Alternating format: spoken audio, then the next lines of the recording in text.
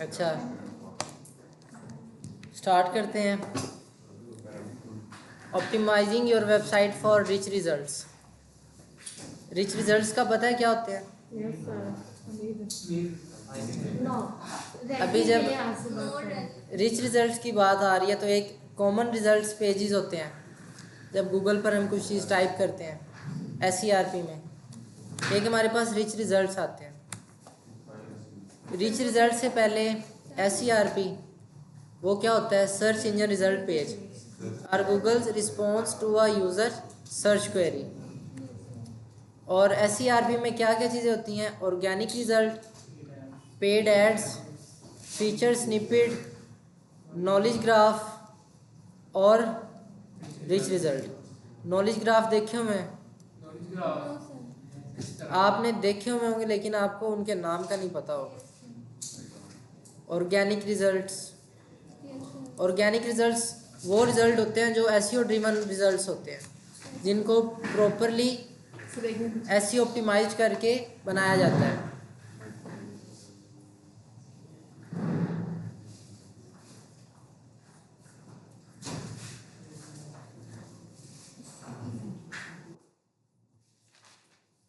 ठीक है।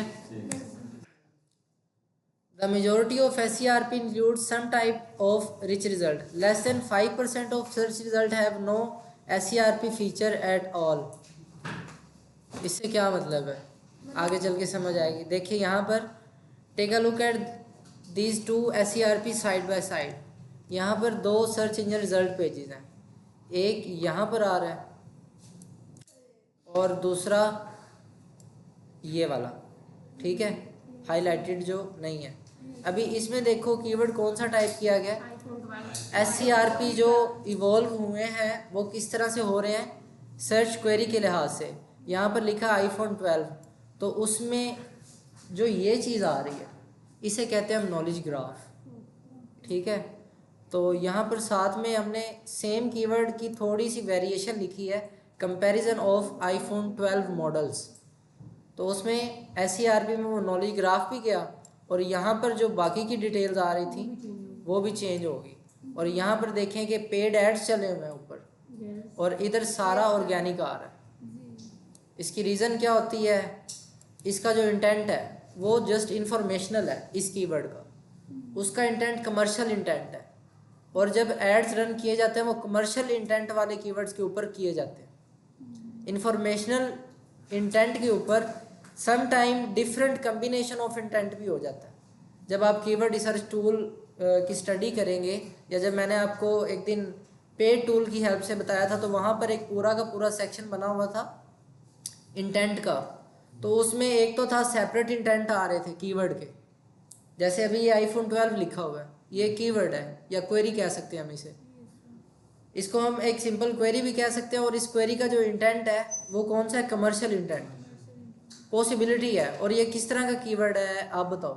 कीवर्ड की कौन सी टाइप है ये iPhone 12? Short tail, mid tail या लॉन्ग टेल?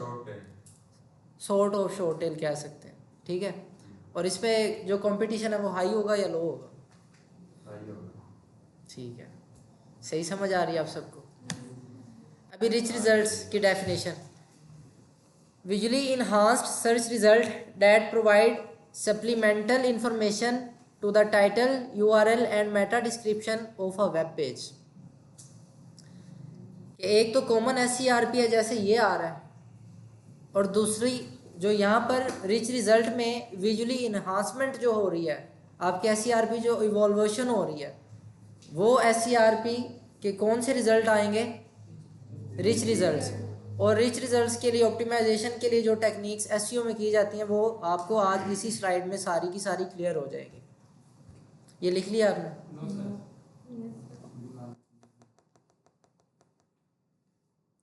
वो बता सकते हैं? ये स्लाइड मिल जाएगी? नहीं, साथ अभी भी लिखे आप। ये उसको मिलेगी जो मुझे अपना काम लिखा हुआ दिखाएगा।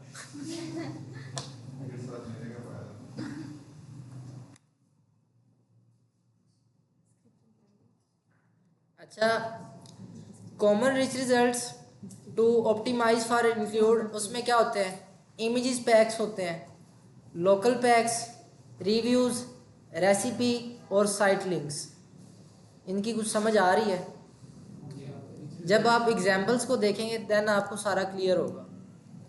उसमें मैंने डिफरेंट सर्च क्वेरीज़ को एंटर किया हुआ है और हर एक सर्च क्वेरी के लिहाज से जो SCRP चेंज हो रहे हैं, जो रिच रिज़ल्ट आ रहे हैं, जो उसके अंदर SEO की इम्प्लीमेंटेशन हो रही है, उन SCRP में जो रैंक हो रहे हैं, जो उनकी इन्हांसमेंट है, वो सारी की सारी बुक मार्क की हुई है मैंने यहाँ पर।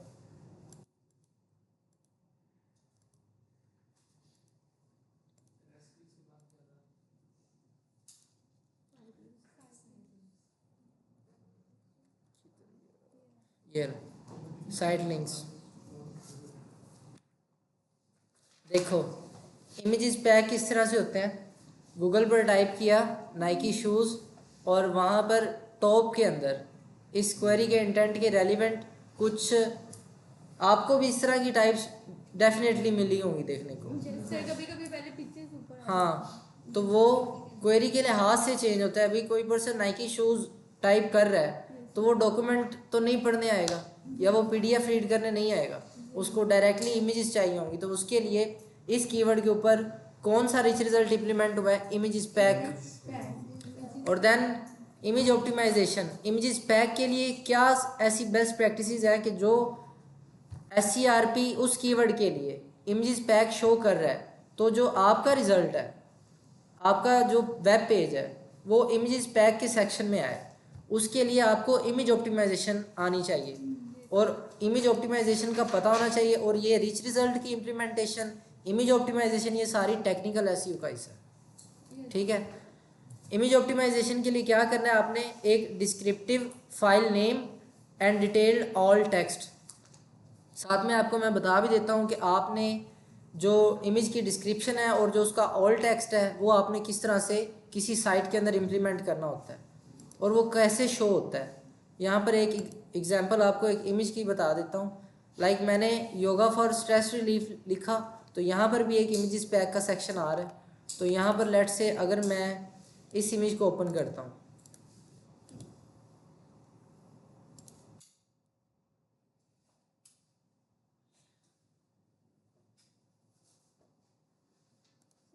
चेंज की है क्या ये LED चेंज है नहीं क्या हुआ, न्यू लगी सुथरी कर दी होगी ना।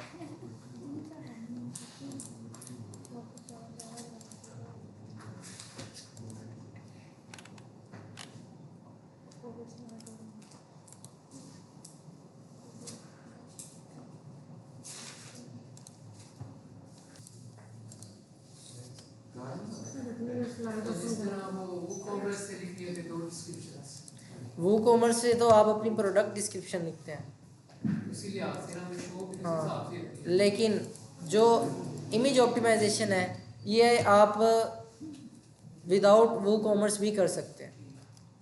आप सभी के वर्डप्रेस के बैकएंड में ये फीचर है, लेकिन शायद आपने अभी तक इसे यूज़ ना किया हो, इमेज ऑप्टिमाइजेशन का। ठीक है, तो उसमें एक तो आपने ये करना है कि जो इमेज का URL है उसको रीडेबल बनाना है। देन आपने इमेज का जो साइज़ है उसको ऑप्टिमाइज करना है। इमेज की साइज़ की ऑप्टिमाइजेशन के लिए कुछ स्पेसिफिक टूल्स होते हैं, कुछ प्लगइन्स आते हैं, वो आपने सर्च कर लेना है, गूगल पे टाइप करना है image optimisation plugin for WordPress. तो जो प्लगइन आएंगे उनको आपने इंस्टॉल कर लेना है, जो उनमें से अच्छे रिव्यूज़ वाला, रिव्यूज़ देख के, ट्रस्ट स्कोर देख के देन आपने डाउनलोड करना है उसे, और उसको रन करेंगे तो वो ऑटोमेटिकली ऑप्टिमाइज़ कर देगा। नंबर 1 तो ये है। लेकिन अगर आपकी अगर न्यू साइट है तो आपको पता होना चाहिए इस चीज़ का भी, या पता चल भी चुका होगा कि जब आप डिफरेंट प्लगइन्स ऐड करते हैं अपनी वेबसाइट के अंदर तो आपकी साइट की जो लोडिंग है वो ज़्यादा बढ़ जाती है, वो जल्दी लोड नहीं हो पाती, उसकी स्पीड अच्छी नहीं आती है। उनको एक तो ये है कि आप टाइम टू टाइम अपडेट करते रहा करें, नंबर 1 ये चीज़। और दूसरा ये कि आप उसमें जितना भी डाटा अपलोड करें वो कंप्रेस्ड फॉर्म में हो। लाइक अगर कोई इमेज हो गई तो उसको पहले एक साइट है tinypng.com,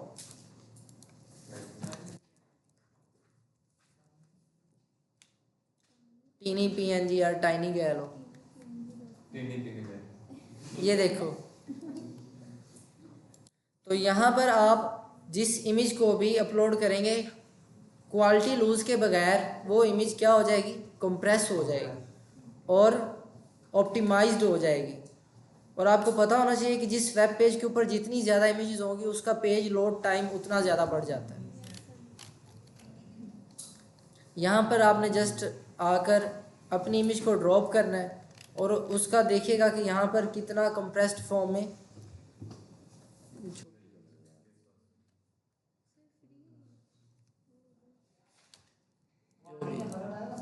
क्या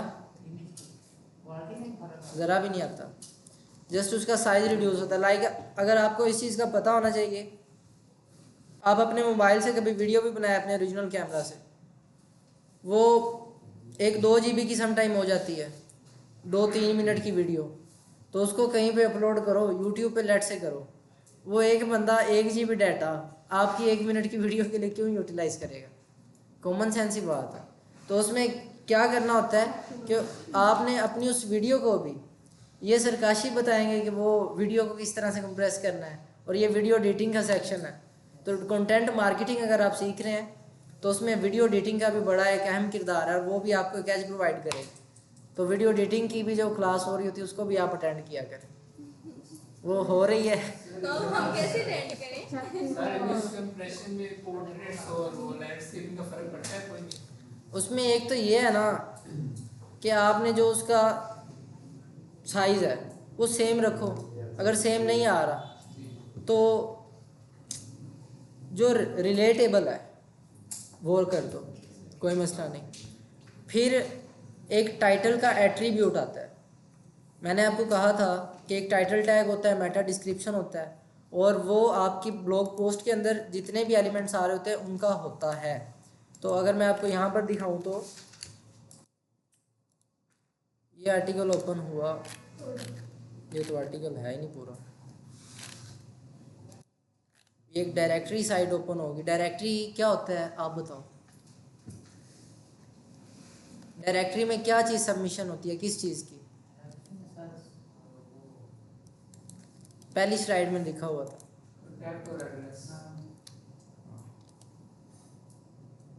यही होता है। ठीक हो गया। अभी टाइटल एट्रीब्यूट ऐड करना, ऑल टेक्स्ट, और क्या करना, यूआरएल को ऑप्टिमाइज करना, और जो इमेज साइज़ है उसको ऑप्टिमाइज करना। ये किस में आ रहा है आपका? इमेज ऑप्टिमाइजेशन में। और अगर ये सारी चीज़ें हैं देन एक पॉसिबिलिटी है कि जो आपकी इमेज है वो इमेज पैक के सेक्शन में रैंक होगी, और डायरेक्टली अगर एक पर्सन यहाँ पर कोई इमेजेस से रीडायरेक्ट होके आपकी साइट के ऊपर जा सकता है और एक सोर्स ऑफ ट्रैफिक आपके लिए बन सकता है। सर इमेज यूआरएल पे जो आपने बोला उसमें इस तरह अगर हाई स्टोर से इमेज उठाते हैं उसका हम यूआरएल साथ मेंशन करेंगे, उसको फिर क्रेडिट देना पड़ता है। उसके लिए मैंने आपको कहा है कि आप स्क्रीनशॉट ऐप यूज़ करो, जैसे ये सॉफ्टवेयर है लाइट शॉट का मैं कहता हूँ, या शेयर एक्स यूज़ कर लो, ओपन सोर्स है ये। उसमें देखो इतने सारे फीचर आ जाते हैं। तो वो फिर भी वो कुछ चीजें ये थोड़ा सा टेक्निकल हो जाता है, ये शेयर एक्स का इस्तेमाल कर, वाटरमार्क लग जाते हैं। वो वाटरमार्क वाली ना ऐड किया करो, सर वो सबके ऊपर लगे होता है। उससे आई स्टॉक पे करो ही ना। आप जस्ट सॉरी, आप सिंपली गूगल पर टाइप करो, जितनी भी इमेजेस आ रही हैं उनका स्क्रीनशॉट लो, आप उसको किसी भी एडिटर पर ओपन करें और उसको एडिट कर लें। लाइक कैनवा ही हो गया, या कोई भी और आप फ़ोटो एडिटिंग ऐप यूज़ कर सकते हैं, कोई भी। उसमें आप उसके साइज़ को ठीक करके कुछ चीज़ें अपनी तरफ से और ऐड करके उसको पब्लिश करें, कुछ भी नहीं होता। लेकिन अगर उसमें उनका लोगो आ रहा है या फिर वाटरमार्क आ रहा है देन आपके लिए इन फ्यूचर, क्योंकि इमेज को प्रॉपर रीड करता है सर्च इंजन, आप गूगल लेंस पर कोई भी इमेज पब्लिश करते हैं तो वो उसकी सारी डिटेल को फैच कर लेता है। तो उसके लिए तो बड़ी सिंपल सी बात है कि वो अगर ऊपर आई स्टॉक लिखा हुआ तो फ़ौरन वहाँ पर चला जाएगा। तो फिर आप क्या यूनिकनेस प्रोवाइड कर रहे हैं? अभी मैं आपको आपके बैकएंड में से एक इमेज के अंदर ऑल टेक्स्ट, टाइटल और साइज़ कंप्रेशन और इमेज ऑप्टिमाइजेशन सारी अभी बता देता हूँ।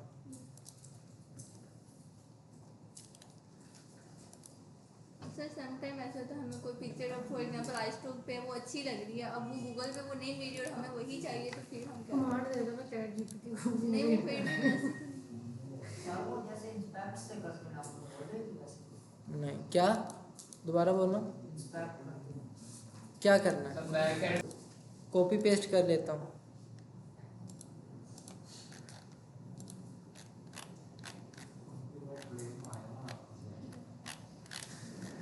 उसकी मैंने इंडेक्सिंग को डिसेबल किया हुआ है।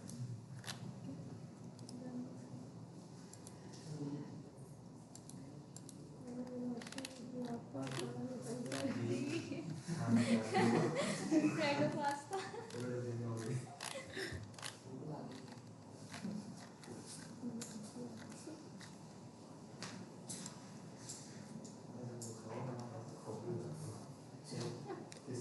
इसको कॉपी नहीं, इसको तो खा लेना चाहिए।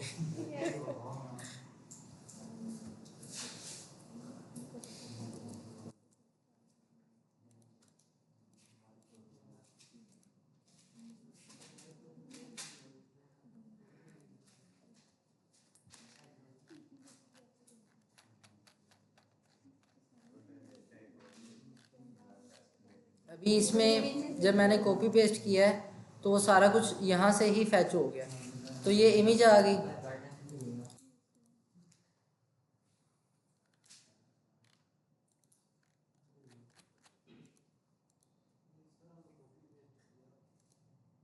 क्या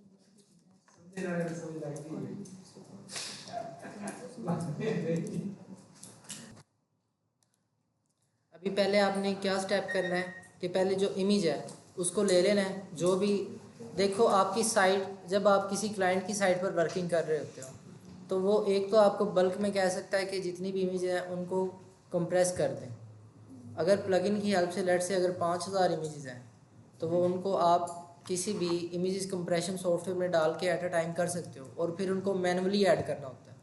तो एक तो काम ये भी आ सकता है, और दूसरा ये है कि आप रीसेंट इमेजेस लगा रहे हैं, उन्होंने आपको कह दिया कि ये सारी इमेज है और ये इनके टाइटल हैं, ये इनकी यूआरएल है और ये इनकी डिस्क्रिप्शन है, ये इनका आल्ट एट्रीब्यूट है। इसको 1 बाय 1 आप उनके लेट से 50 आर्टिकल हैं उनमें ऐड कर दें। तो उसमें क्या करना होगा, पहले आपने फिर उन इमेजेस को कंप्रेस कर लेना है यहाँ पर आकर, या कोई भी आप और साइट अपनी यूज़ कर सकते हैं। तो यहाँ पर आपने इमेजेस को अपलोड कर देना है।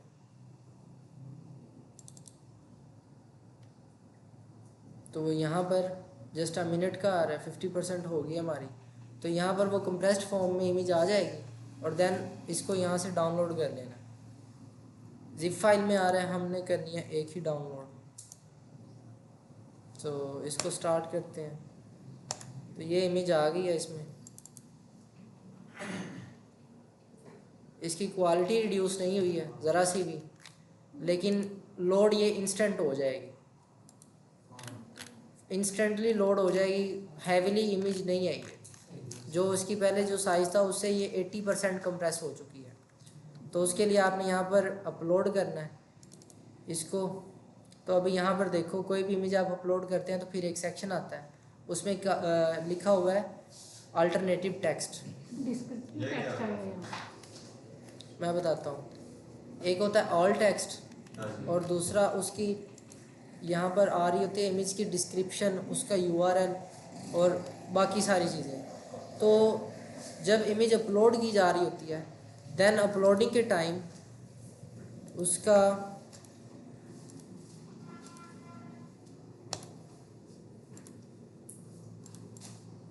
देखो, यहाँ से भी आप डायरेक्टली चेंजेस कर सकते हैं। अभी यहाँ पर देखो कि एक इमेज का टाइटल आ रहा है, ये उसका टाइटल एट्रीब्यूट है जब आप इमेज ऐड कर रहे होते हैं, और दूसरा यहाँ पर जो उसका ऑल टेक्स्ट है और यहाँ पर उसकी डिस्क्रिप्शन है, और एंड पे क्या है, उसका इमेज का जो यूआरएल बन रहा है। यूआरएल के अंदर कोई भी पर्सन अगर लेट से एक मैं यहाँ पर आपको आर्टिकल ओपन करके दिखाता हूँ, लॉन्ग टेल कीवर्ड का ये वाला। तो इसमें चलो कोई और आर्टिकल ओपन कर लेते हैं। बोर हो गई ये पढ़ा है किसी ने? बोर तो सारे हो गए हो देख देख तो के। देख देख के वो अजीब इरिटेशन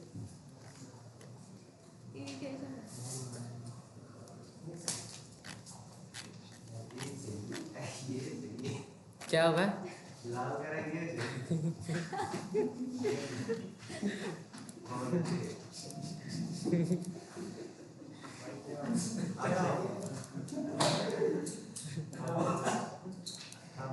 अभी देखो यहाँ पर इमेज की प्रेस करते हैं।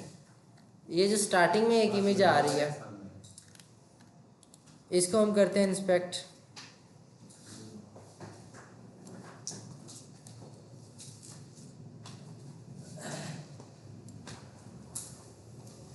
नज़र आ रहा है सारा? उसमें देखो कि यहाँ पर एक एट्रीब्यूट लगा हुआ है, ऑल्ट एट्रीब्यूट नज़र आ रहा है, क्लियर आ रहा है। थोड़ा कम आ रहा अभी थोड़ा सा कम नज़र आ रहा है, लेकिन ये पीछे नज़र दौड़ा है। ये प्रोजेक्टर है और वो स्क्रीन है, मुझे लगा उधर चल रहे हो ठीक है। और थोड़े दिनों तक ये, यानी आज या कल तक ये रमा हो जाएगा और फिर सारे एलिमेंट्स बड़े हो जाएंगे और थोड़ा सा और थोड़ा सा जो सेटअप है वो और क्लासी हो जाएगा। 5 जून तक यार ज़िंदगी का नहीं पता, तुम कोर्स का कहते हो। अभी ये देखो शीरू ये तो कर लो यार। अभी ये देखो कि टाइटल, डिस्क्रिप्शन और ऑल्ट एट्रीब्यूट, इनमें जो सबसे इम्पोर्टेंट चीज़ है एसईओ के पॉइंट ऑफ व्यू से वो आपका ऑल्ट एट्रीब्यूट है। उसमें एक तो टाइटल आ रहा है, दूसरा यूआरएल, और जो मेन चीज़ है जिसके ऊपर हमारा फोकस होना चाहिए वो इनका ऑल्ट एट्रीब्यूट है। मैंने टाइप अगर लेट से अगर एससीएम वर्सेस एसईओ कर रहा हूँ तो उसमें पॉसिबिलिटी है कि अगर इसका ऑल्ट एट्रीब्यूट है तो अगर कहीं ना कहीं एससीआरपी में हो सकता है कि ये इमेज रैंक कर रही हो इमेजेस वाले सेक्शन में, अगर ये इन्फोग्राफिक्स की फॉर्म में आ रहा है। इन्फोग्राफिक्स पता है क्या होता है? आप बताओ इन्फोग्राफिक्स क्या होता है? जो कोई भी इमेज आपको इन्फॉर्मेशन प्रोवाइड कर रही हो वो इन्फोग्राफिक्स होते हैं।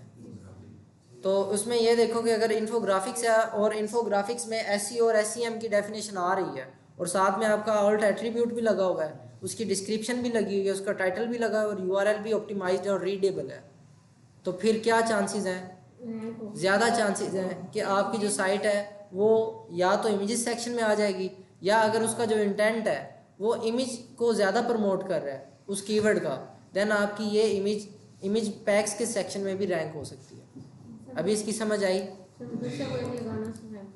अभी ऑल्ट एट्रीब्यूट लगाना इतना सा है कि जब आप कोई भी इमेज अपलोड कर रहे होगे तो इमेजेस लाइब्रेरी में से जाके आप अगर मीडिया फाइल लाइब्रेरी बैकएंड में से उसको चेंज करना चाहते हैं तो यहाँ से उसका टाइटल चेंज हो जाएगा और यहाँ से उसका ऑल्ट एट्रीब्यूट ऐड हो जाएगा और यहाँ से डिस्क्रिप्शन और यहाँ से जो उसका यूआरएल है वो यहाँ से चेंज हो जाएगा। इसको सिलेक्ट करेंगे तो वो जितनी भी जगह पर ये इमेज लगी होगी उसकी सारी चीज़ें अपडेट हो जाएंगी। ऑल्ट एट्रीब्यूट क्या लिखेंगे? अगर ऑल्ट एट्रीब्यूट लगा के यहाँ से पब्लिश करते हैं तो बस समझ लो दिखाने की ज़रूरत नहीं है, जैसे मैंने आपको सारा कुछ बता दिया है। तो यहाँ से सारी ऑल्ट एट्रीब्यूट की जितनी भी इम्प्लीमेंटेशन है वो यहाँ से हो जाएगी। सही से लिख ऑल्ट एक्स में लिखिए।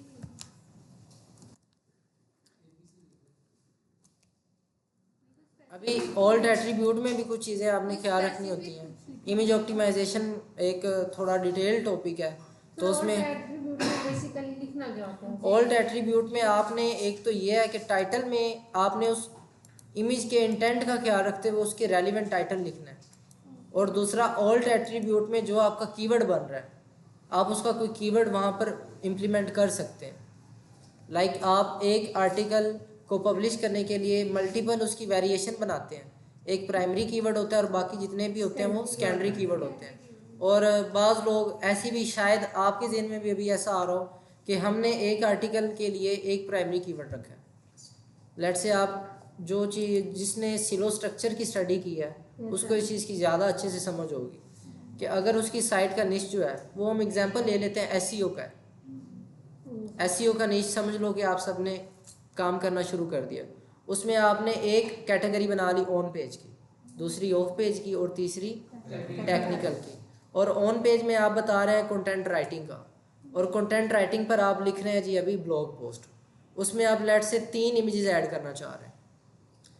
और आप क्या सोचेंगे या क्या करेंगे कि 3 इमेजेस का जो ऑल्ट एट्रीब्यूट है वो एक ही रख दोगे, एक ही कीवर्ड, जबकि आपने ऐसा नहीं करना है।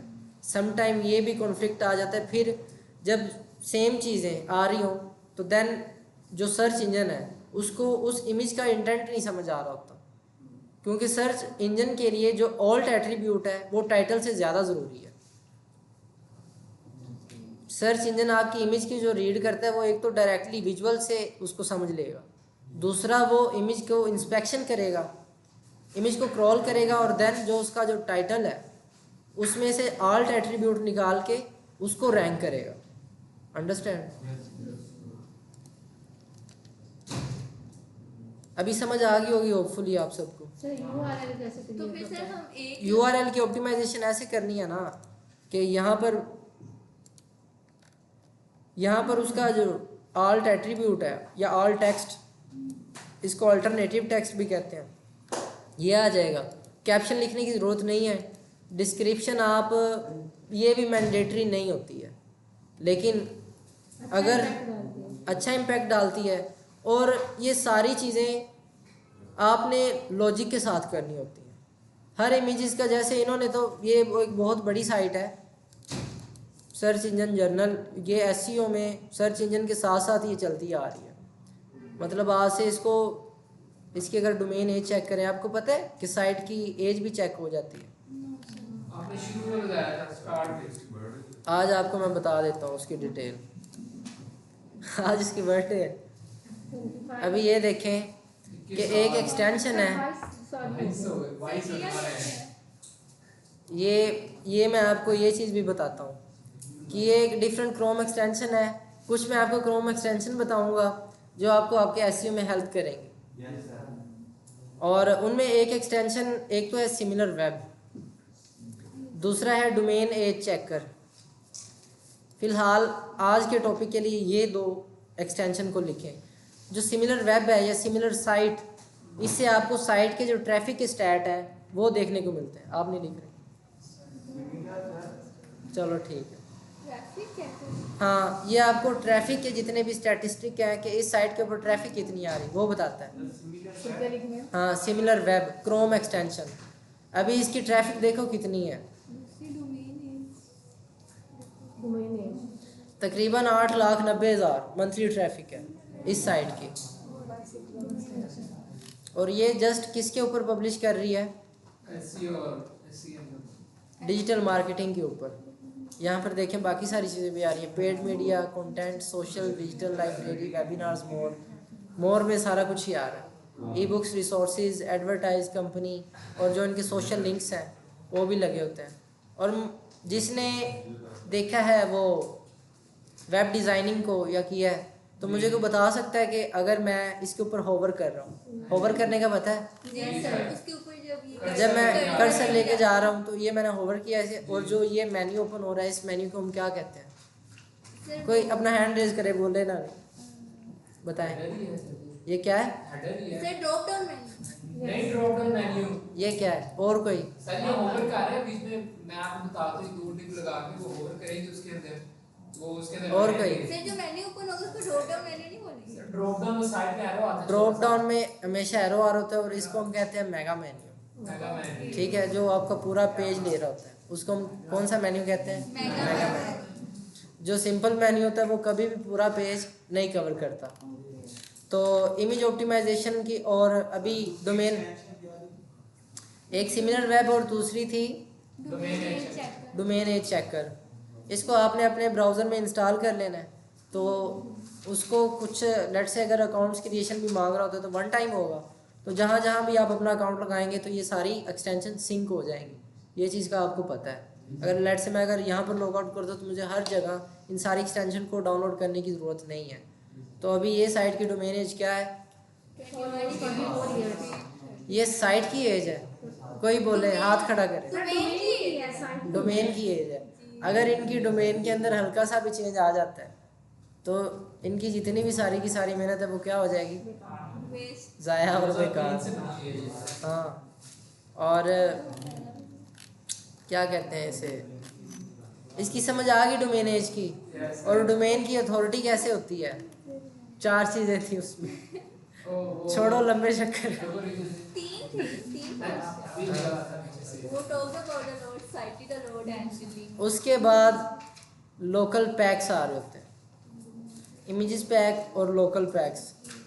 लोकल पैक्स में मैंने आपको कहा था एक होता है आपके पास इंटरनेशनल एसईओ, एक होता है लोकल एसईओ, हाँ जी।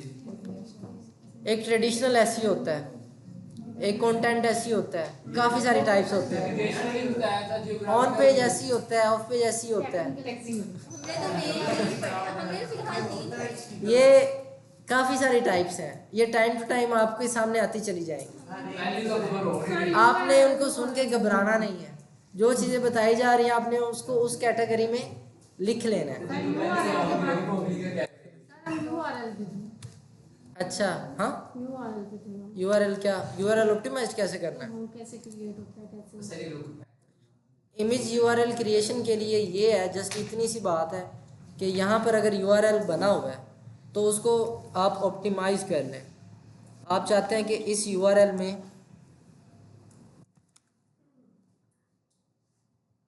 कुछ ऐसे एलिमेंट्स ना आए। सर आई थिंक डेट आ रही थी। क्या आ रहा है? डेट आई थी, आई थिंक उसको कर दें। तो उसमें अगर देखो यहाँ से कुछ आप चेंजेस करेंगे तो उनको अपडेट करेंगे तो यहाँ से वो चीज़ अपडेट हो जाएगी, ठीक है। और यूआरएल में आपने जो जितने भी यूआरएल्स बन रहे हैं आपने बैकएंड से एक सेटिंग की हुई है, वो कौन सी है मुझे बताओ कि यूआरएल, वो पोस्ट नेम है। तो पोस्ट नेम क्या होता है, पोस्ट नेम को हम टाइटल कह सकते हैं, होता ही ऐसे है, पोस्ट नेम ही टाइटल होता है। तो टाइटल से, टाइटल के बाद आपकी यहाँ पर लगेगी, नीचे देखें आपकी आ रही है पूरी की पूरी डिटेल। जैसे हमने इस इमेज को निकाला तो उसमें भी इस तरह से ही आ रहा है कि WP कंटेंट, और देन उसके बाद अपलोड, और फिर जो डेट अपलोड किया ये वो वाली, और फिर उनका जो कीवर्ड आ रहा है, फिर इमेज का जो साइज़ है, जो उसकी डायमेंशन है वो आ रही है, और फिर जो उस इमेज का फॉर्मेट है कि JPEG में है या PNG में है, फिर वो आ रहा है। Sir, understand? आपने तो बोला था कि डेट वगैरह यूआरएल में नहीं आनी चाहिए। तो वो आपकी जो है क्या कहते हैं उसे, पोस्ट है, वो उसमें नहीं होना चाहिए, बाकी में चल images जाएगा। पे हो सकता है। हाँ, क्योंकि इमेजेस का जो यूआरएल है यहाँ पे नहीं आ रही। क्या, सही। हाँ देखो उनकी पोस्ट में जो उनका कीवर्ड है वो ही आ रहा है। सर ये जो आगे एंड पे डिजिट नंबर शो हो रहे हैं, ये क्या है?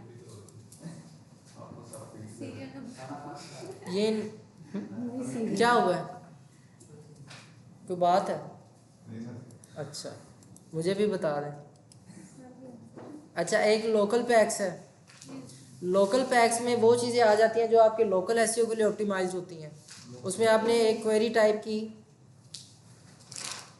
और उस क्वेरी के हिसाब से आपकी रीसेंट लोकेशन को ट्रैक करते हुए डिफरेंट गूगल मैप्स के जो रिजल्ट्स हैं वो आ जा रहे हैं। तो ये क्या आ रहा है, लोकल पैक्स। देन उसके बाद कुछ SCRP में ये भी ऐड करने पड़ते हैं ना। ये भी ऐड करने पड़ते हैं मैनुअली, तो मैं आपको वो भी बताऊंगा कि वो सारी चीज़ें आपने किस तरह से ऐड करनी है। फिर उसके बाद लोकल शॉप्स जो शो होती हैं, लोकल शॉप्स को ऐड करनी पड़ती है कि गूगल को। अभी मैं आपको एक चीज़ बताता हूँ। आपका अगर बिज़नेस है, लोकल बिज़नेस है, और आपकी उसने साइट बनाई हुई है, आपने अपनी साइट बनाई है, उसको लिस्ट किया हुआ, लाइव किया हुआ, वर्डप्रेस की साइट है, जी। तो आपका कंपेटिटर है उसकी कोई साइट सर्च कर रहा है, तो वो लोकल कैटेगरी में या लोकल एसईओ में वो SCRP में वो चीज़ नज़र आ रही है, लेकिन आपकी वो साइट नज़र नहीं आ रही। तो इसकी क्या बड़ी रीज़न है? फिर उसका ये है कि आपको SEO नहीं आता, ठीक है।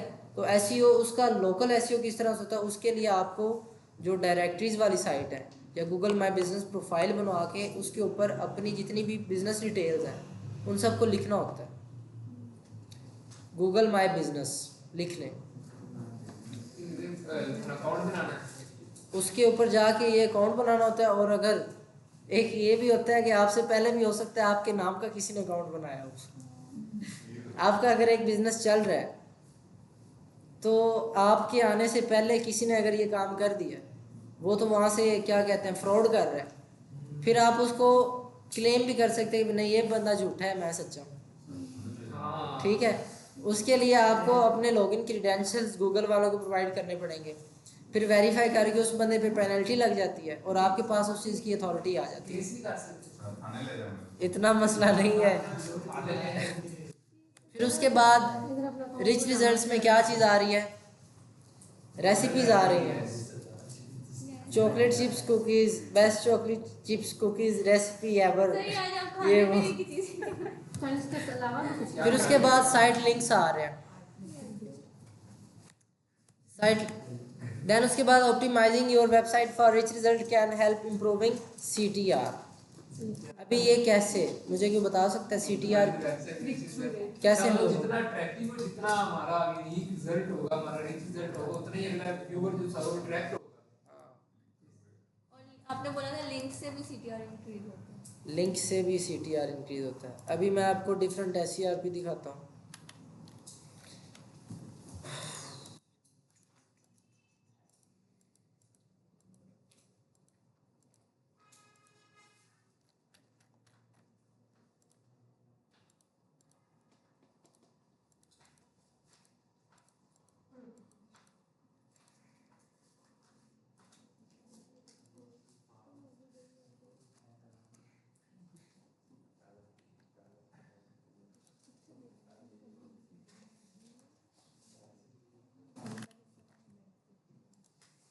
आपको जो AI लैब्स है उनका पता है किसी को? AI लैब्स, AI लैब्स, हाँ कंप्यूटर का टेस्ट करता है। नहीं पता सर। एआई टूल्स का पता है, एआई लैब्स का नहीं पता। टूल्स का भी आपको बहुत पता है, आप बहुत कमाल हैं सभी। ये अच्छा ये जो क्लास में यहाँ पर देखें, ऐसे ऑर्डर हो जाएंगे, यहाँ से हो जाते हैं, हो जाते हैं। आप सबको खिला सकते हो। ऑर्डर अभी कर देते हैं हुज़ैफा की तरफ से सारी क्लास के। सर क्यों चाहते हैं वो आज रात को फिर वापस ना जाए और बात को ये गुम हो जाए। नहीं, हुज़ैफा खिला सकता है सबको। रेट भी बता देना। रेट भी तो आगे कर दिया, अभी ऑर्डर कर दिया। नहीं, ये तो ना इंफॉर्मेशन दी जा रही है कि पकाना कैसे है, या तो फिर खुद बना लो, ज़्यादा क्या कहते हैं कॉस्ट इफेक्टिव है तुम्हारे लिए। नहीं साजी में 2 मिनट और लगे थे पक करने से मोबाइल में। पहले मेरे बाद है ना, मुझे छुट्टी दे दे बस। क्या होगा? छुट्टी और बैठ जाओ। रोटी करके जाओ पहले। दे दे। किधर जाना?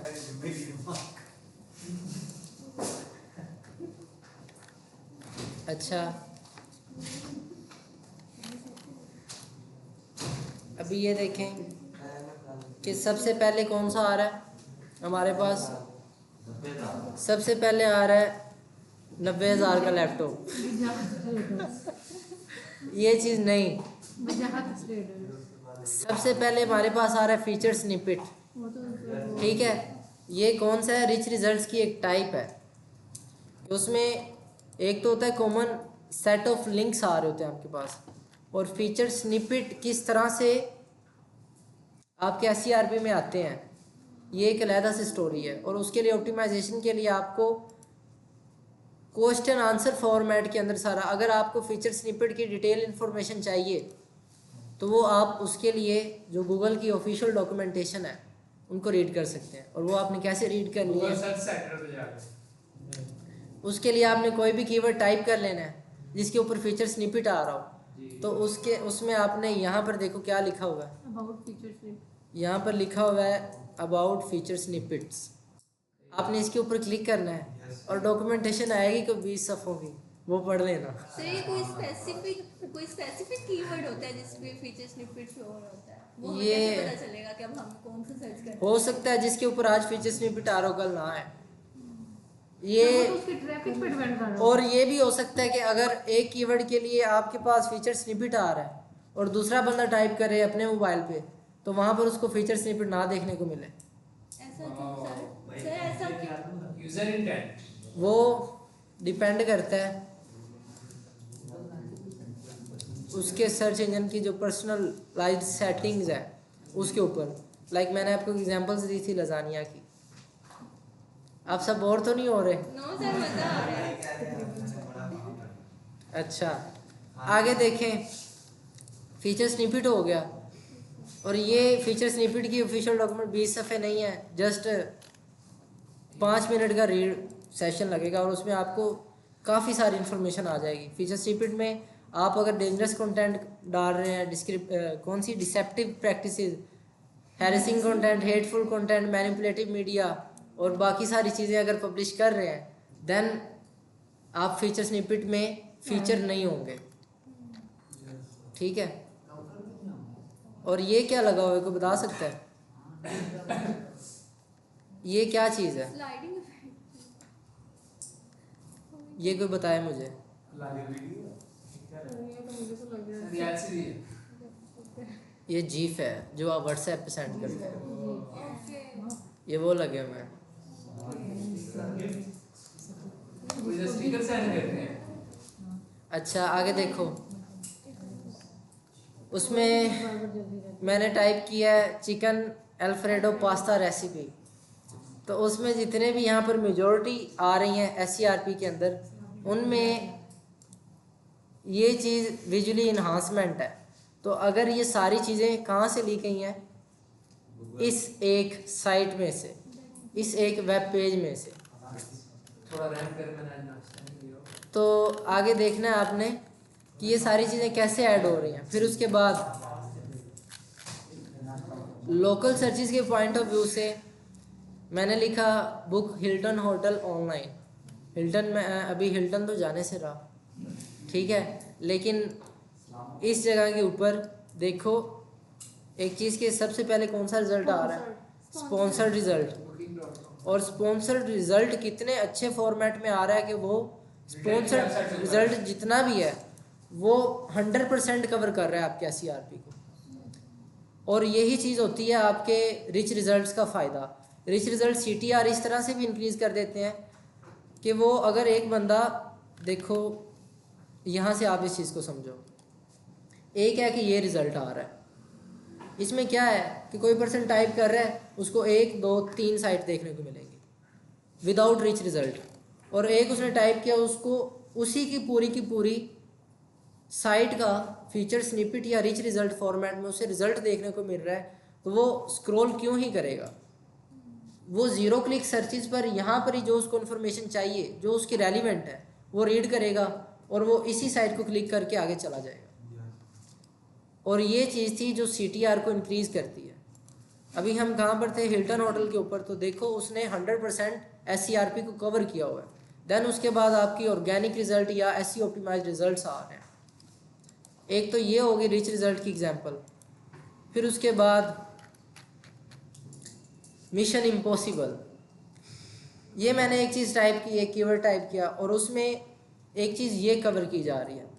उसमें ये एक मूवी की डिस्क्रिप्शन आ रही है, देन उसके बाद इनके जो कास्ट वगैरह की इन्फॉर्मेशन, और नीचे ये देखो, ये एक यूनिक सी चीज़ है, ये बड़ी कम आपको देखने को मिली होगी। इसके लिए आपने देखो किस तरह से इसकी ऑप्टिमाइजेशन करनी है।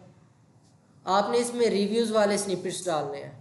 अगर रेसिपी वाले आ रहे हैं तो उसके लिए रेसिपी वाले डालने हैं स्निपेट्स, और वो कैसे ऐड करने हैं, कहाँ से ऐड करने हैं, ये भी मैं आगे चल के आपको बताता हूँ। फिर उसके बाद मैंने टाइप किया स्टॉक मार्केट अपडेट, और उसके बाद SCRP कॉमनली इस तरह से आता है, लेकिन यहाँ पर ऐसे आया।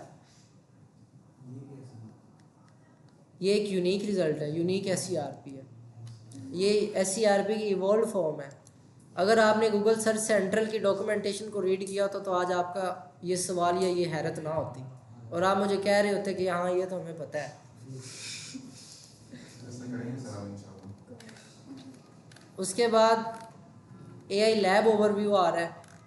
इसका बड़ा फ़ायदा होगा आपको। ये बाय डिफ़ॉल्ट सबका डिसेबल होता है, लेकिन मैंने इनेबल किया होता है, मैं भी इसको डिसेबल करता हूँ थोड़ी देर तक। अभी देखो एक ये है, ये एक नॉलेज पैनल है, नॉलेज ग्राफ है, ये लोकल सर्चिज़ के लिए होता है। और मज़े की बात बताऊँ, ये गूगल ऑटोमेटिकली क्रिएट करता है। इसके लिए आपको कोई ऐसा हार्ड एंड फास्ट रूल नहीं है। अभी देखो इस चीज़ का तो आप सबको पता ही होगा कि आप अगर एक ब्लॉग पोस्ट को पब्लिश कर रहे हैं, जैसे लेट्स से ये एक आर्टिकल है, तो आपने एक आर्टिकल अपलोड किया, ये उसका टाइटल बनाया, ये उसकी मेटा डिस्क्रिप्शन ऐड की, ये उसका यूआरएल क्रिएट कर दिया, तो ये तो आपको पता होगा कि कोई पर्सन अगर टाइप करता है तो उसको ये चीज़ दिखनी है, इसके अलावा उसको कोई चीज़ और नहीं देखने को मिलेगी। लेकिन ये कैसे पॉसिबल है? ये सारी चीज़ें कि उसमें इतना कुछ एडवांस रिज़ल्ट आ जाए कि उसमें ये नॉलेज ग्राफ भी आ जाए, नॉलेज पैनल भी आ जाए, तो ये सारी चीज़ें Google automatically different social media platform पर स्क्रीन करके जितना भी डाटा फैच करता है उसको ऑटोमेटिकली क्रिएट करता है। तो इसकी क्रिएशन के लिए आपने फिर क्या करना है? सोशल मीडिया प्रमोशन या कंटेंट मार्केटिंग। दैन उसके बाद लोकल सर्चेस के लिए यहाँ पर मैंने सर्च किया Italian restaurant near me, Italian, तो यहाँ पर जो सबसे पहले कौन सा आ रहा है?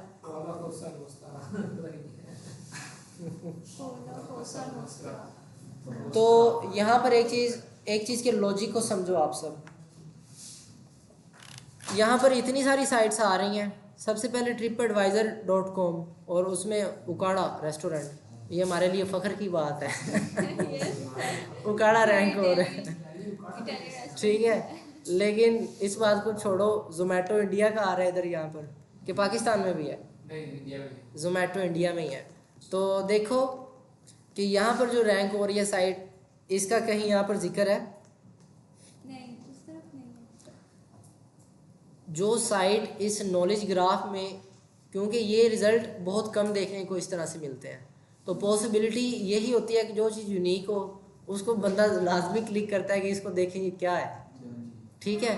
तो अगर वो कोई बंदा यहाँ से देख रहा है, उसकी यहाँ पर उसको फ़ोन नंबर मिल रहा है, इंस्टाग्राम का पेज आ रहा है, उनकी टाइमिंग का पता चल रहा है कि फिर उसके बाद जो उन्होंने मेन्यू वगैरह ऐड किए हों, वो सारी डिटेल्स कहाँ से आ रही हैं और कहाँ से फैच की जा रही है, ये इंस्टाग्राम से ऐड, यहाँ से सारी डिटेल्स आई हैं। ये इनकी कोई साइट भी देख लें तो साइट इनकी कैसे इंस्टाग्राम के ऊपर है, इंस्टाग्राम के ऊपर एक पेज क्रिएट किया हुआ है इनका, लेकिन वो यहाँ पर किस तरह से आ रहा है? इनका ऑफ पेज बहुत तगड़ा हुआ है। इंस्टाग्राम बहुत बड़ी रीच देता है, इंस्टाग्राम के ऊपर ऐड कंपटीशन बहुत हैवी चीज़ है, पर्सनलाइज्ड एक पूरा का पूरा सर्च इंजन है इंस्टाग्राम। मैं कहता हूँ कि गूगल से भी ज़्यादा ना ट्रैफिक हो इसकी, पेड में जितने बताते हैं उतनी रीच मिलती है, बड़ी रीच है उसमें। तो ये देखो, इसको क्लोज करते हैं और मैं आपको एक चीज़ बताता हूँ कि लोकल ऑप्टिमाइजेशन आपने उसका एक तरीका क्या है। आपने गूगल, यहाँ पर देखो गूगल रिव्यूज़ लिखा हुआ है, ये किस तरह से ऐड करने हैं? आप अपनी साइट बनाओगे, अगर कोई बिज़नेस साइट है, ये लोकल एसईओ का हिस्सा है। लोकल एसईओ में आपकी लोकल साइट होगी और उसमें आपने अपनी साइट के जितने भी लिंक्स हैं, जितनी डिटेल्स हैं, वो गूगल माई बिज़नेस पर अपलोड करनी है और फिर अपनी गूगल माई बिज़नेस प्रोफाइल को अपने विजिटर के साथ शेयर करना है कि यहाँ पर हमें रिव्यू दें।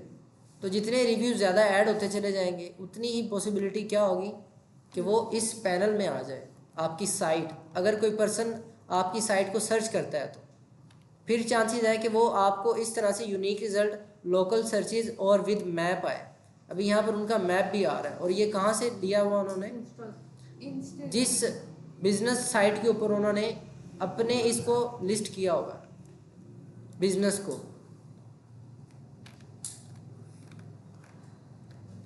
दैन उसके बाद कुछ सर्च रिज़ल्ट ऐसे होते हैं कि जिनमें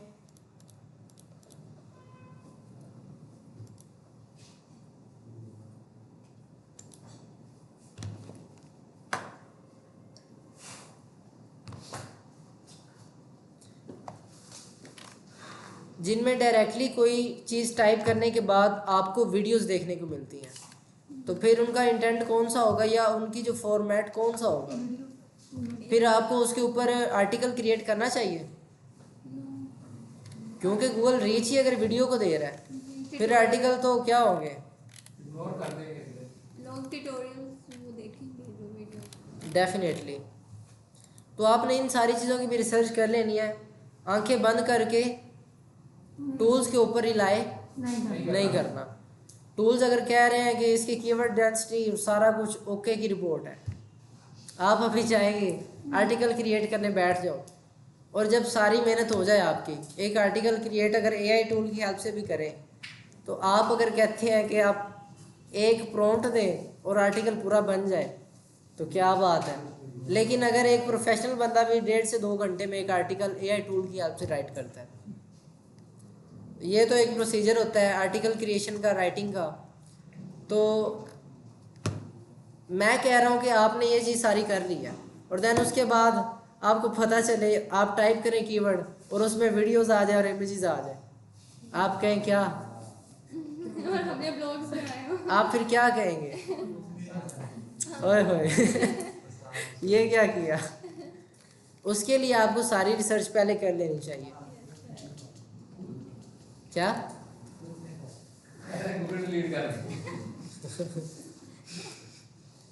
फिर उसके लिए आप जो सेकेंडरी कीवर्ड होगा फिर आप वो यूज़ करोगे, आपने ऐसे कहना था मुझे।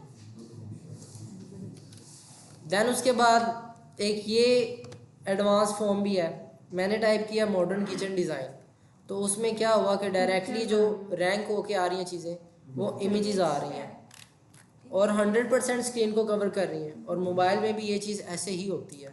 उसके लिए आपको फिर इस कीवर्ड के लिए ना सिर्फ अपने इन आर्टिकल को ऑप्टिमाइज़ करना होगा बल्कि इमेज ऑप्टिमाइजेशन का भी खासा ख्याल रखना होगा। और इसमें अगर आप इसको टारगेट कर रहे हैं तो उसके लिए आपने अपनी वीडियोस को भी ऑप्टिमाइज़ करना होगा, ताकि यहाँ से कोई ट्रैफिक आ रही है तो वो आपकी वीडियो भी प्रॉपरली ऑप्टिमाइज्ड हो। फिर उसके बाद ये चीज़ आ रही है symptom of the common cold, और उसमें ये सारी चीज़ें जो फीचर स्निपेट और ये जो आगे नॉलेज ग्राफ है, ये सारी चीज़ें यहाँ से फैच की गई हैं इस साइड से। और कहाँ से फैच की गई हैं, अगर हम इसको ओपन करेंगे तो जो फीचर स्निपेट की खसूसियत होती है वो उस पोस्ट के अंदर हाईलाइट भी हो जाती है। ये शायद कभी आपने नोटिस किया हो या ना। अगर उसको सेम टैब के अंदर ही ओपन करें तो वो जो रिज़ल्ट होता है उस पर्टिकुलर कीवर्ड के ऊपर वो हाईलाइट कर देता है गूगल ऑटोमेटिकली। आगे चलें, अभी जो मेन काम आता है, ये सारी चीज़ें तो ये सारी चीज़ें ट्रेलर हैं, और अभी 16 स्लाइड में 40 पढ़ी हैं और उसके अलावा 70 और पढ़ी। हमारे पास एक दिन है। मैं झूठ नहीं बोल रहा था, मुझे तो नींद आ गई कसम से। मजाक कर रहा हूँ यार। देखो उसके बाद स्ट्रक्चर्ड डाटा की इम्प्लीमेंटेशन करनी है आपने। अभी स्ट्रक्चर्ड डाटा क्या होता है, तुम नींद पूरी कर लेना, ऐसी हम सीख लेंगे। कोई बात नहीं। अच्छा, स्ट्रक्चर्ड डाटा की इम्प्लीमेंटेशन करनी होती है। अभी स्ट्रक्चर्ड डाटा क्या चीज़ होती है, ये एक नया कॉन्सेप्ट है एसईओ में। आपने आज से पहले इसका नाम पहले पढ़ा होगा ना सुना होगा। अब आप अरे आप भी ना पढ़ते, अब भी नहीं पढ़ते, अभी चले जाए, स्किप कर दे। सर हम अच्छा। फैक्टर्स काउंट कर रहे हैं। स्किप कर दे। ये उसका एक नया फैक्टर है एसईओ के लिए। अभी स्ट्रक्चर्ड डाटा का क्या काम होता है, ये एक standardised format for providing information about a page and classifying the page content. और इसमें स्ट्रक्चर्ड डाटा नाम से शो कर रहा है कि ये एक स्ट्रक्चर प्रोवाइड कर रहा है आपके पूरे के पूरे वेब पेज को। सिलो वाला नहीं, सिलो और चीज़ है। सर उसकी वो जो हमने जो भी लिखा उसकी अवेयरनेस कैसे है, सेटिंग कैसे है वो बताइए। Definitely Google uses structured data that it find on the web page to understand the content of the page as well as to gather information about the web and the world in general। ये कहाँ से ली गई है ये line, search centre. इसमें क्या बताया गया है कि जो गूगल है वो आपका डाटा फैच करता है ताकि आपके जो कंटेंट है और जितने भी बारे में आपके बारे में बातें की जा रही हैं उनको अंडरस्टैंड कर सके प्रॉपरली। मेन जो डिस्कवरी है, 3 स्टेजेस हैं। नंबर 1 कौन सी है, एक साइट के लाइव होने से रैंकिंग तक डिस्कवरी, है Crawling, indexing and ranking। Crawling, indexing और रैंकिंग, ये 3 स्टेजेस आ रही हैं। और उसमें जो सेकंड स्टेज आ रही है उसका क्या काम है, उसमें यही चीज़ है कि जो डिस्कवरी स्टेज है उसमें ये सारी चीज़ें स्ट्रक्चर डाटा की कंप्लीट इम्प्लीमेंटेशन की गई हो। अभी स्ट्रक्चर डाटा के लिए कौन सी साइट आपने यूज़ करनी है, schema.org, या स्ट्रक्चर डाटा का दूसरा अल्टरनेटिव नाम कौन सा है, स्कीमा इम्प्लीमेंटेशन। और स्कीमा इम्प्लीमेंटेशन या स्कीमा क्रिएशन आप कर सकते हैं SCHEM schema.org। ये वो मैथ्रो वाला वो जो आपने पढ़ाया था उसके भी टॉप पे यही था।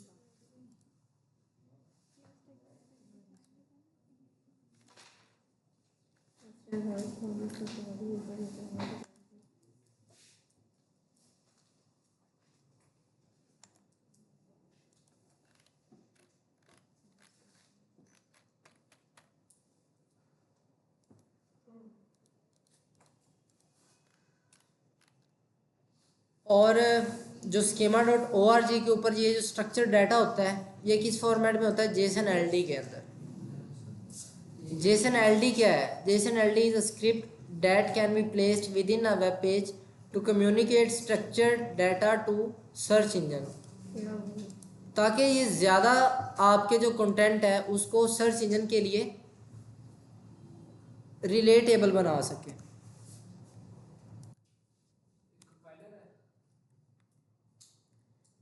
अभी देखो स्ट्रक्चर डाटा की इम्प्लीमेंटेशन के 3 तरीके हैं। एक तो ये है कि आप किसके साथ काम करें, डेवलपर के साथ, और वो किस सूरत में आपने करना है। अगर आपकी एक कस्टम साइट है उस सूरत में आपने करना है। दूसरा, आप एक प्लगइन डाउनलोड करेंगे अपने किसी CMS के ऊपर। CMS बिलाल क्या होता है, CMS क्या होता है, कंट्रोल मैनेजमेंट सिस्टम। आप बताओ क्या होता है तारक।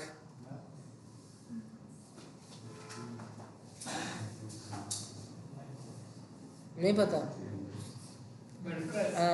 आप बताओ। यास्मीन क्या होता है CMS, CMS क्या होता है, वर्डप्रेस ही कह दो, कंटेंट मैनेजमेंट सिस्टम। तो CMS में आप एक प्लगइन का यूज़ कर सकते हैं। और तीसरा जो प्रोसीजर है स्कीमा इम्प्लीमेंटेशन का, स्ट्रक्चर डाटा इम्प्लीमेंटेशन का और optimisation your site for rich results का, वो कौन सा है, ऐड इट मैनुअली। उसको मैनुअली ऐड करना पड़ेगा, और वो कैसे ऐड करना होगा वो भी आपको बताता हूँ। ये लिखना है। स्ट्रक्चर डाटा की डेफिनेशन लिखनी है सर।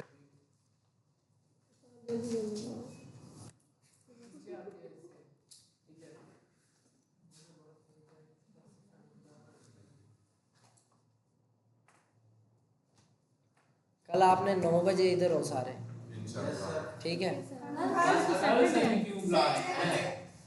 कल आपने आना है, कल आना है। मजाक कर रहा हूँ। Means one day. कल से मुराद होता है नेक्स्ट वर्किंग डे, ये चीज़ आपने जेहन में रख लेना। सर डायरेक्ट इधर आना है इस क्लास में। कल आपने डायरेक्टली इधर ही आ जाना है, कल से मुराद नेक्स्ट वर्किंग डे।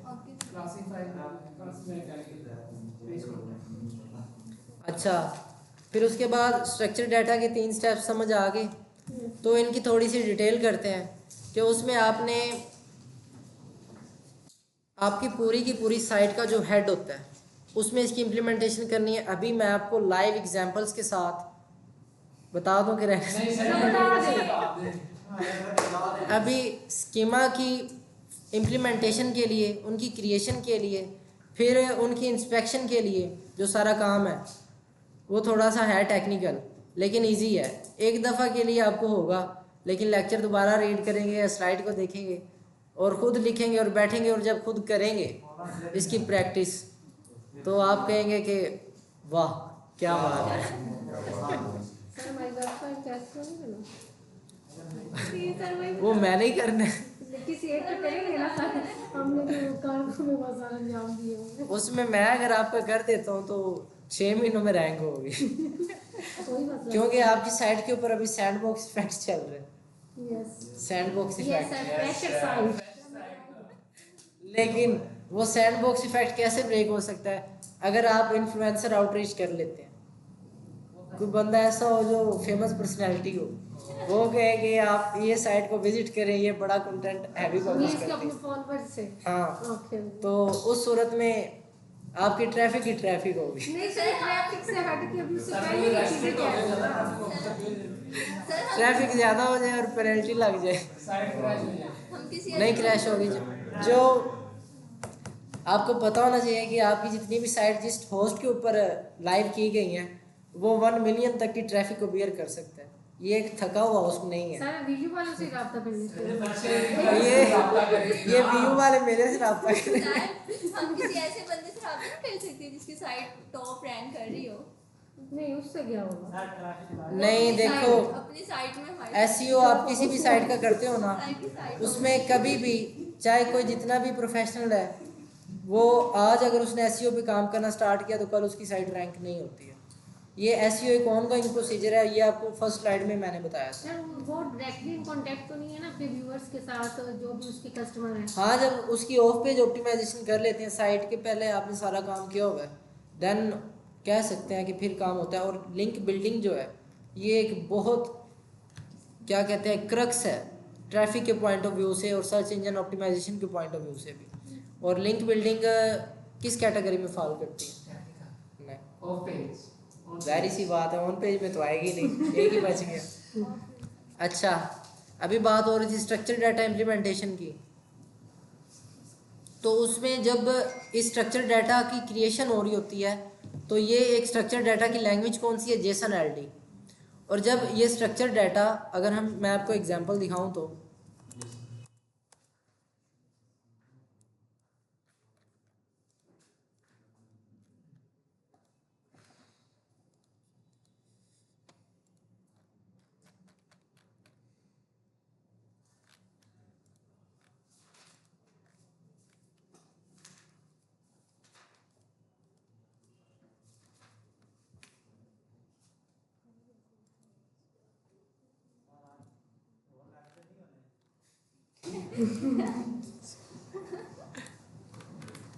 तुम थक गए हो तो चले जाओ।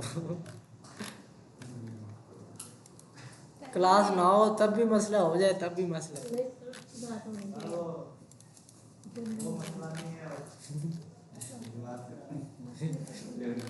जो कहे जवाब खड़ी हो जाए।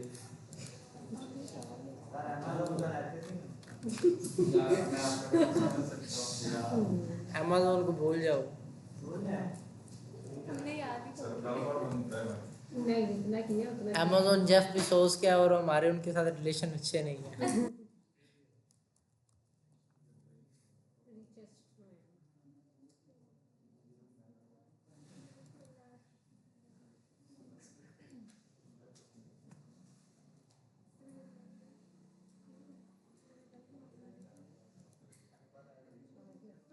अभी मैंने आपको कहा था, अभी शायद आपको इसकी समझ ना आए, थोड़ा सा और पढ़ लें फिर आ जाएगी।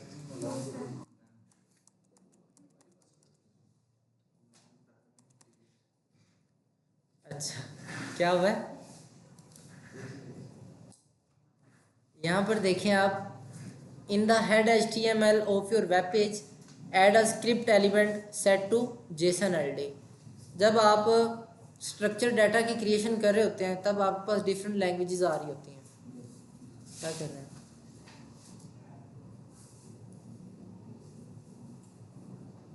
तो उसमें एक लैंग्वेज कौन सी है जो स्ट्रक्चर डाटा के लिए ऑप्टिमाइज्ड है? नहीं, ये सब जेसन एलडी। तो उसकी इम्प्लीमेंटेशन आपने head HTML of your web page करना है, जिस वेब पेज के ऊपर आपने रिच रिजल्ट्स के लिए आप जिसको ऑप्टिमाइज करना चाहते हैं। फिर inside the script element tell Google you are using schema.org structure data. और जितना भी स्ट्रक्चर डाटा होगा वो किस साइट का होगा? schema.org, जो मैंने साइट आपको अभी बताई है। Based on the type of content you are describing tell Google which kind of structure data you are using. फिर आपने उस स्ट्रक्चर डाटा की टाइप बतानी है कि वो किस तरह का है, वो इमेज पैक्स है, वो रिव्यूज़ है, वो प्रोडक्ट है, या वो लोकल एसईओ के लिए है, या वो क्या चीज़ है। फिर आपने वो बताना है। फिर एंड पे क्या?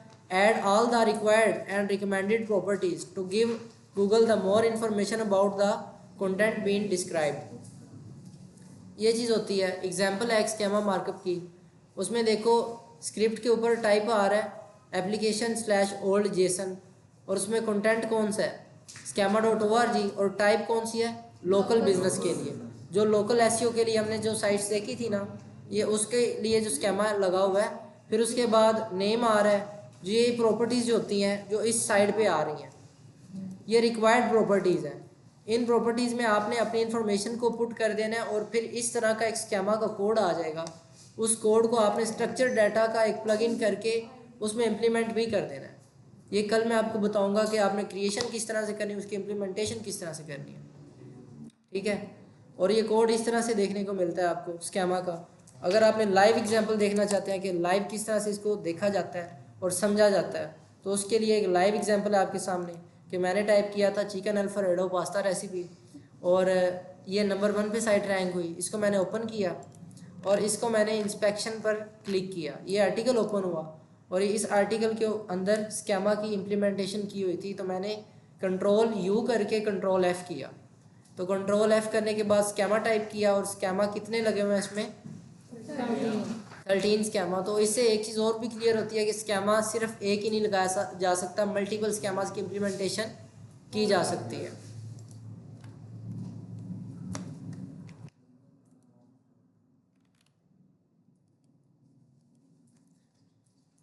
फिर उसके बाद टेस्ट योर स्ट्रक्चर डाटा, उसमें एक ही तो ये है कि ये हमारे पास एक साइट है, उसमें एक आपने स्केमा क्रिएशन कर लेना है। यहाँ से जाकर स्केमास के सेक्शन में स्केमा क्रिएट हो जाता है, और यहाँ से वैलिडेट जो सेक्शन है, वैलिडेट वाले सेक्शन में आपका जो स्केमा क्रिएटेड किया हुआ है उसको आपने वैलिडेट कर लेना है कि उसमें कोई एरर तो नहीं है। अगर वो ठीक है फिर देन उसको पब्लिश करें, और पब्लिश करने के बाद उस लिंक को यहाँ पर पुट करेंगे तो स्केमा वैलिडेटर में टिक आ जाएगा कि भाई ये स्केमा इम्प्लीमेंट हो चुका है, और अभी दुआ करें कि आपकी साइट रैंक हो जाए। ठीक है, दुआ नहीं करनी होती, आपने काम करना होता है, आपने एसईओ करना होता है, या फिर एडवर्टीजमेंट करनी होती है अपनी साइट की। अभी फीचर स्निपेट की ऑप्टिमाइजेशन यहाँ तक समझ आ गई आपको होपफुली। फिर ऑप्टिमाइजेशन ऑफ फीचर स्निपेट, कोई बात नहीं, ऑप्टिमाइजेशन ऑफ फीचर स्निपेट आगे नहीं आएगी, फिर कहते हो कोर्स खत्म होने वाला, ये होने वाला, वो होने वाला।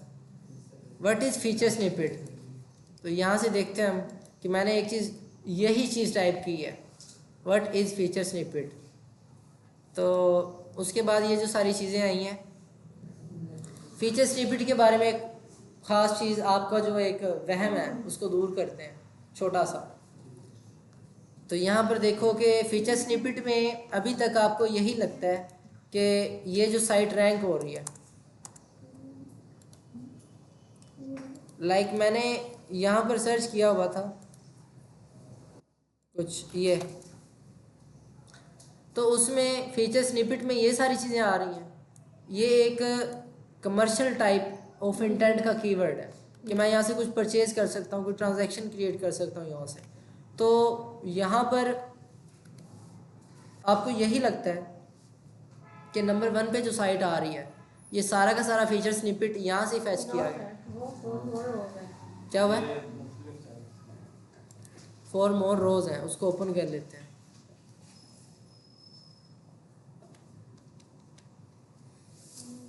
इधर बैठने का ड्रॉबैक यही है, यहाँ पर सिग्नल प्रॉब्लम आती है।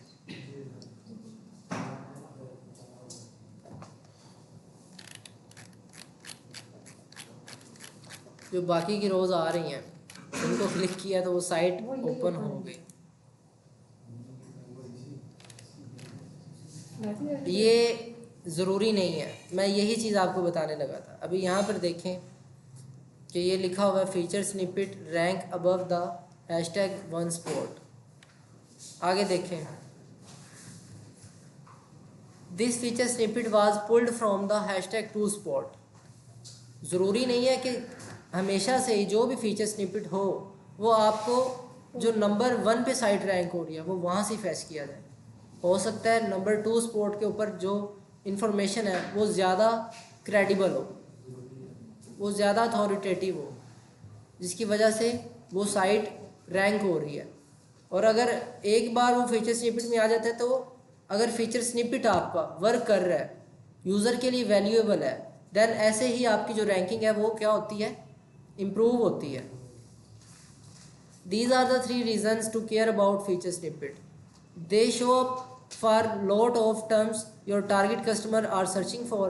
They often show up first in voice search result. You need an effective strategy for capturing how customer are changing the way they search. ये सारी चीज़ों की समझ आ गई आपको? नहीं आई? उसमें आपने उन सारी टर्मिनोलॉजीज को कंसीडर करना होता है कि वो क्या क्या चीज़ें जो आपका एक कस्टमर है, जो विजिटर है, जो आपकी टारगेटेड ऑडियंस है वो कवर कर रही है। एक तो ये आ जाता है, और फिर उसके बाद आपने वॉइस रिजल्ट्स के लिए ऑप्टिमाइज़ करना होता है अपनी साइट को या अपने कंटेंट को, कि जो ट्रैफिक भी आपकी वॉइस कर रही है कि मुझे भाई ये बता दो क्या है, तो वो feature snippet most of the time वहाँ पर आते हैं वॉइस रिजल्ट्स में। होता तो टाइप है, सर्च इंजन करता है, लेकिन क्या वो एक बेनिफिट प्रोवाइड कर रहा होता है कि बस लिखे ना, बंदा बोले और काम हो जाए, बोले और काम हो जाए। 71% of search queries that triggered feature snippet on desktop led to the feature snippet result showing up first in voice search result. 71% feature snippet तब आते हैं कि जब कोई पर्सन वॉइस सर्च कर रहा होता है। एक फैक्ट है। आज के लिए इतना ही। आप सब अभी इसी वक्त जा सकते हैं। स्लाइड कितनी होगी याद रखना है, और कल मैं ये पूछ भी सकता हूँ आप सबसे। हो सकती है।